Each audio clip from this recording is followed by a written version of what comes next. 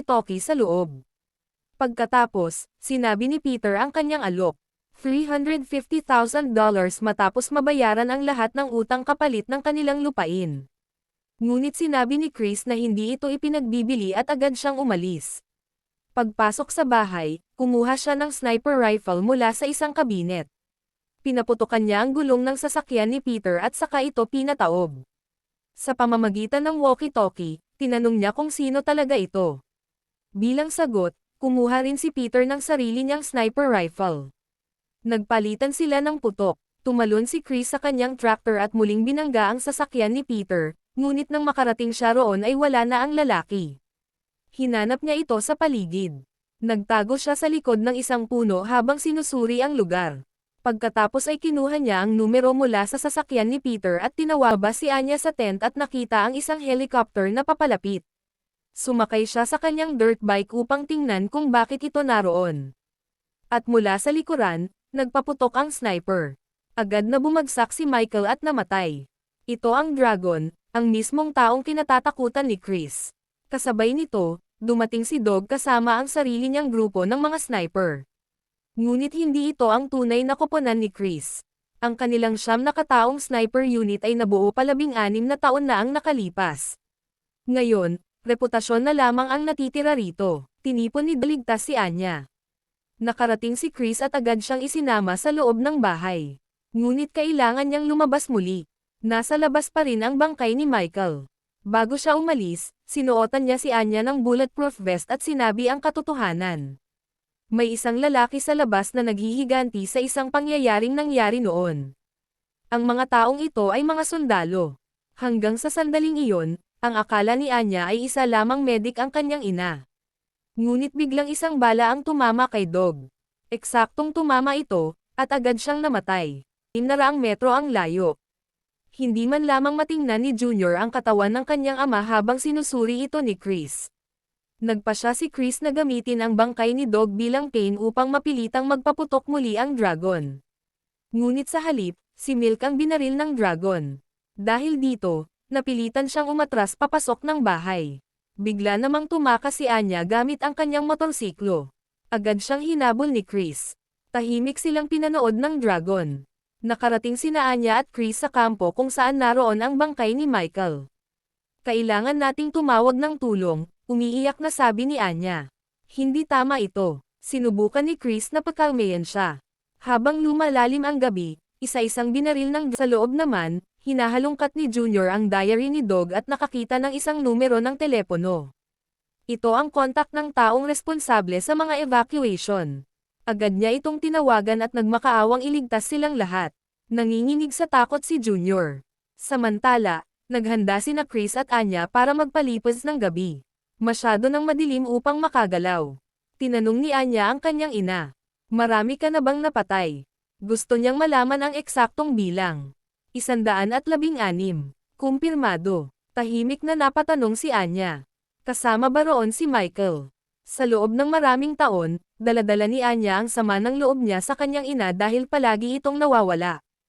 Paulit-ulit na tinatawagan ni Anya si Chris. Palaging sinasabi ni Milk na nakadeploy si Chris, ngunit alam ni Anya na nagsisinungaling siya.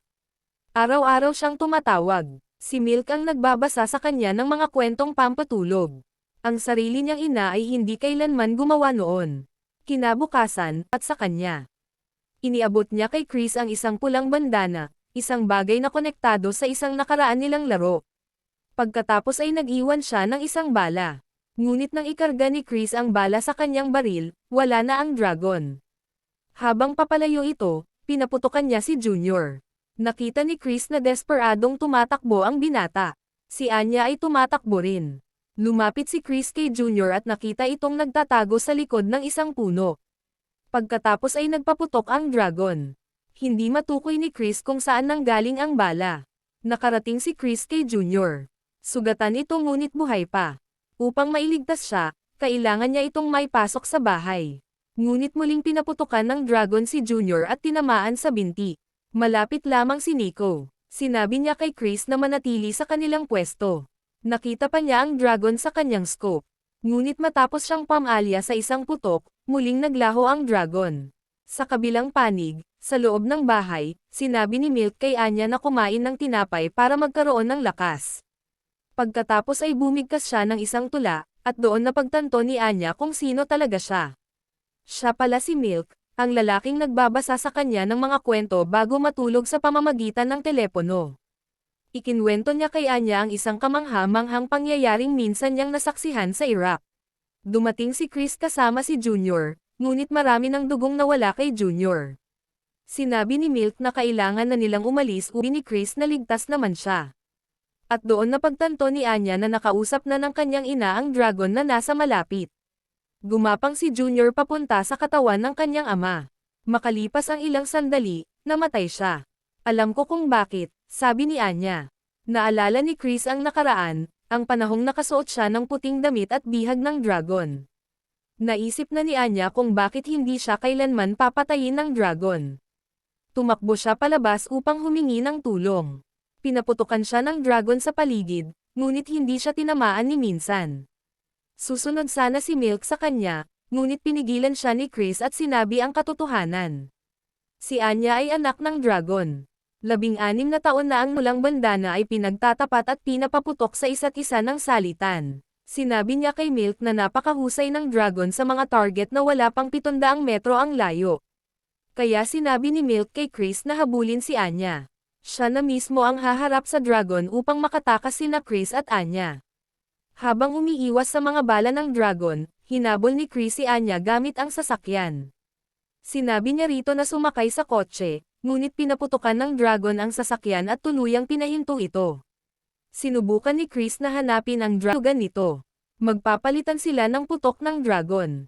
Ngunit wala na siyang scope, kaya kakailanganin niya ang tulong ni Anya gamit ang binoculars.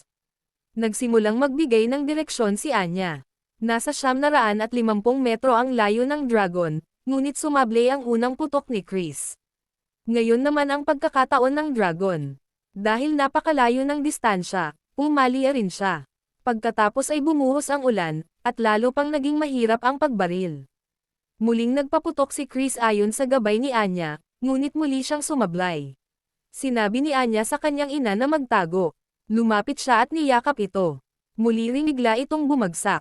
Hindi pala pumali ang naunang putok ni Chris. Nataman niya ang dragon. Sa huli, nakaligtas silang tatlo. At dito na nagtatapos ang kwento ng pelikulang ito. At huwag niyo na rin kalimutan mag-like, comment at mag-subscribe upang patuloy kayong updated sa panibago nating upload.